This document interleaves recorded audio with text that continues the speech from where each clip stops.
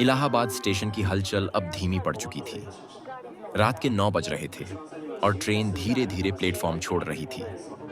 आदित्य ऊपर वाली बर्थ पर लेटा था। उसकी असली सीट नीचे थी, लेकिन कुछ यात्री वहां बैठे थे तो वह ऊपर चढ़ गया था। खिड़की से आती ठंडी हवा उसके चेहरे को छू रही थी और वह आंखें बंद किए पुरानी यादों में खोया था। तभी डिब्बे में एक हड़बड़ाहट हुई। एक लड़की तेजी से दौड़ती हुई अंदर आई। उसने नीली साड़ी पहनी थी, जिसका पल्लू हल्का सा सरक रहा था। बिना किसी से कुछ कहे उसने आदित्य की सीट पर अपनी जगह बना ली। आदित्य को ऊपर से कुछ पता नहीं चला। वह अब भी अपनी दुनिया में था, जहां पुरानी बातें और अधूरे सपने उसे तंग कर रहे थे। कुछ देर बाद आदित्य नीचे उतरा। उसने अपनी सीट की ओर देखा और एकदम ठिठक गया। सामने वही चेहरा था जिसे वह 3 साल से भूलने की कोशिश कर रहा था। दोस्तों, कहानी शुरू करने से पहले आप सभी से एक छोटा सा निवेदन है। अगर आपने अभी तक हमारे चैनल को सब्सक्राइब नहीं किया है तो कृपया तुरंत सब्सक्राइब कर लें, ताकि आपको हमारी हर नई कहानी की सूचना सबसे पहले मिल सके। तो चलिए, बिना देर किए आज की रोमांचक कहानी शुरू करते हैं। दिव्या। उसकी आंखें वही थीं, गहरी और बोलती हुई, लेकिन चेहरे पर अब पहले जैसी चमक नहीं थी। वह खिड़की की ओर देख रही थी, जैसे दुनिया से बेखबर। आदित्य ने हिम्मत जुटाई और धीरे से उसकी बगल वाली सीट पर बैठ गया। कुछ पल तक वह बस उसे देखता रहा। उसका दिल जोर जोर से धड़क रहा था। आखिरकार उसने हल्की सी खांसी के साथ कहा, कैसी हो दिव्या? दिव्या ने कोई जवाब नहीं दिया। उसकी नजर अब भी खिड़की पर थी, जहां से बारिश की बूंदें शीशे पर रेंग रही थी। आदित्य ने हार नहीं मानी। उसने फिर कहा, दिव्या, मैं तुमसे बात कर रहा हूं, कैसी हो? इस बार दिव्या ने उसकी ओर देखा। उसकी आंखों में गुस्सा था और शायद कुछ दर्द भी। तुमसे क्या मतलब? मैं कौन हूं तुम्हारी? उसका लहजा कड़वा था। आदित्य का गला सूख गया। उसने कांपती आवाज में कहा, दिव्या, ऐसा मत कहो। मैं आज भी तुमसे उतना ही प्यार करता हूं जितना पहले करता था। दिव्या ने आंखें फेरी। उसकी आवाज में कड़वाहट थी। अगर प्यार करते तो मुझे उस हाल में छोड़ते नहीं। आदित्य कुछ कहना चाहता था, लेकिन शब्द जैसे गले में अटक गए। उसने नजरें झुकाई और चुपचाप बैठा रहा। ट्रेन की खटखट और बाहर की बारिश का शोर ही अब उनके बीच था। कुछ देर बाद उसने हिम्मत जुटाकर फिर बात शुरू की। कहाँ जा रही हो दिव्या? दिव्या ने एक ठंडी सांस ली। इस गाड़ी के आखिरी स्टेशन तक। काठगोदाम। भाई वहां जॉब करता है, माँ भी वही है, उनकी तबीयत ठीक नहीं है। फिर उसने उल्टा पूछ लिया, और तुम? मित्र की शादी में जा रहा हूं, आदित्य ने जवाब दिया। उसकी आवाज में हल्की सी उदासी थी। थोड़ी देर बाद दिव्या ने धीरे से पूछा, माँ जी कैसी हैं? यह सवाल सुनते ही आदित्य का चेहरा लटक गया। उसकी आंखें नम हो गईं। वो अब नहीं रही। तुम्हारे जाने के बाद वो हमेशा उदास रहने लगी थी। फिर एक दिन हार्ट अटैक आया और उसकी आवाज टूट गई। दिव्या की आंखों में भी आंसू चमकने लगे। उसने धीमे से कहा, सब मेरी ही गलती थी। मैं उस वक्त कुछ समझ नहीं पाई थी। आदित्य ने उसकी ओर देखा। उसकी आंखों में सवाल थे। उसने हल्के से पूछा, क्या तुमने शादी कर ली? दिव्या ने मुरझाए लहजे में कहा, नहीं। और तुमने? मैंने भी नहीं, आदित्य ने जवाब दिया। उसकी आवाज में एक अजीब सी राहत थी। रात गहरी हो चुकी थी। डिब्बे में अब ज्यादातर लोग सो चुके थे। आदित्य ने अपने बैग से टिफिन निकाला। खाना खाओगी? माँ की रेसिपी की भिंडी की सब्जी है।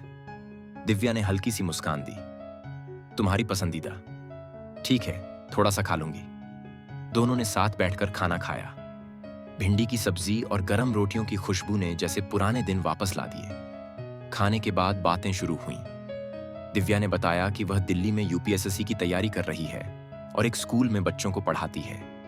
आदित्य ने बताया कि वह अब गाजियाबाद में एक छोटी सी किराने की दुकान चलाता है। पढ़ाई कैसी चल रही है? आदित्य ने पूछा।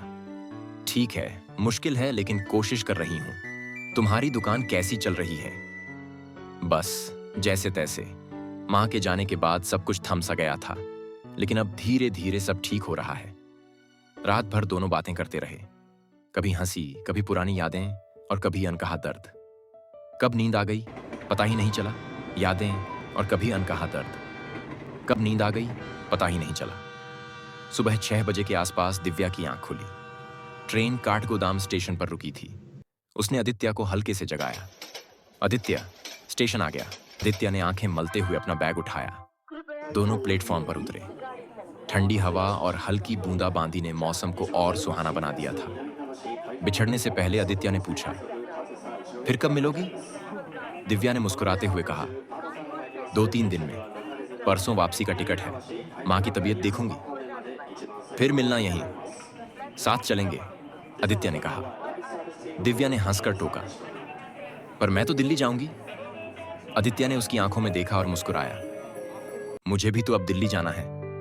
दिव्या उसे देखती रह गई। उसकी आंखें कुछ कहना चाहती थीं, लेकिन वह चुप रही। आदित्य अपना बैग कंधे पर डालकर आगे बढ़ गया। दिव्या की नजरें उसे जाते हुए देखती रहीं। टैक्सी में बैठते ही दिव्या पुरानी यादों में डूब गई। टैक्सी की खिड़की से बाहर देखते हुए दिव्या की आंखें पुरानी यादों के साए में डूब गईं। कॉलेज के वो सुनहरे दिन, जब आदित्य और उसका प्यार परवान चढ़ रहा था। आदित्य की वो शरारती मुस्कान, देर रात तक कैंटीन में की गई बातें, और वो वादा, हमेशा एक दूसरे का साथ निभाने का। शादी के बाद कुछ साल तो सब कुछ सपने जैसा था। आदित्य की महत्वाकांक्षा, उसका अपने बिजनेस को बढ़ाने का जुनून और दिव्या का हर कदम पर उसका साथ देना। लेकिन फिर धीरे धीरे सब कुछ बदल गया। आदित्य ने अपने दोस्तों की सलाह पर शेयर बाजार में बड़ा निवेश किया था। उसका एक दोस्त रवि, जो खुद को स्टॉक मार्केट का जानकार बताता था, ने उसे एक पक्की टिप दी थी। रवि ने कहा था, ये कंपनी अगले कुछ महीनों में आसमान छुएगी। बस इसमें पैसा लगा दो, तुम्हारा भविष्य बन जाएगा। आदित्य ने न सिर्फ अपनी सारी बचत, बल्कि बैंक से लोन लेकर भी उस कंपनी के शेयर खरीदे। दिव्या ने उसे इतना बड़ा जोखिम न लेने की सलाह दी थी, लेकिन आदित्य का आत्मविश्वास अडिग था।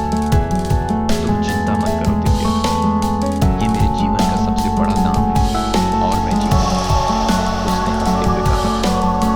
लेकिन किस्मत को कुछ और ही मंजूर था। कुछ ही हफ्तों में उस कंपनी के शेयर धड़ाम से गिर गए।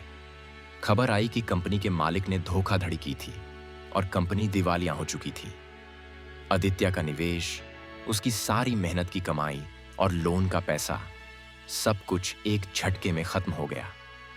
जब उसने रवि से बात करने की कोशिश की, तो पता चला कि रवि ने भी उसी कंपनी में पैसा लगाया था और अब वो शहर छोड़कर कहीं चला गया था। आदित्य को बाद में पता चला कि रवि और उसके कुछ अन्य दोस्तों ने उसे गलत जानकारी दी थी, शायद अपने नुकसान को कम करने के लिए। इस धोखे ने आदित्य को अंदर तक तोड़ दिया।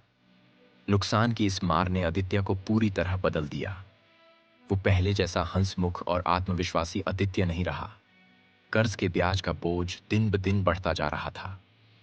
बैंक वाले फोन पर धमकियां देने लगे और आदित्य का बिजनेस भी घाटे में चल रहा था। वो हर छोटी छोटी बात पर चिड़चिड़ाने लगा। पहले जो बातें वो हंसी में टाल देता था, अब वही बातें उसे गुस्सा दिलाने लगीं। एक रात ऑफिस से थका हारा लौटने के बाद उसने शराब की बोतल खोल ली। बस थोड़ा सुकून चाहिए दिव्या, उसने कहा। लेकिन ये थोड़ा सुकून धीरे धीरे उसकी आदत बन गया। हर शाम वो शराब में डूबने लगा। शराब के नशे में वो और भी आक्रामक हो जाता।